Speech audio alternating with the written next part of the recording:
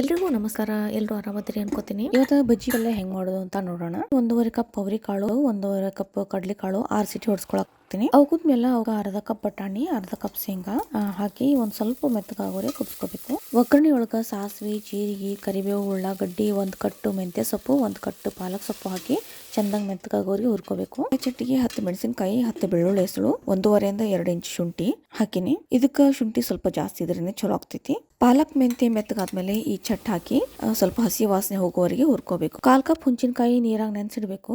ನಂತರ ಹುಣಸೆ ಹುಳಿಗೆ ಅರ್ಧ ಕಪ್ ಕಡಲೆ ಹಿಟ್ಟು ಹಾಕಿ ಚಂದಂಗ ಮಿಕ್ಸ್ ಮಾಡ್ಕೋಬೇಕು. ಇದನ್ನ ಒಗ್ಗರಣೆಗೆ ಹಾಕಿ ಅದ್ರ ಜೊತೆಗೆ ಅರಿಶಿಣ, ಉಪ್ಪು, ಸ್ವಲ್ಪ ನೀರು ಹಾಕಿ ಚಂದಂಗ್ ಕುದಿಸ್ಕೊಳ್ಬೇಕು.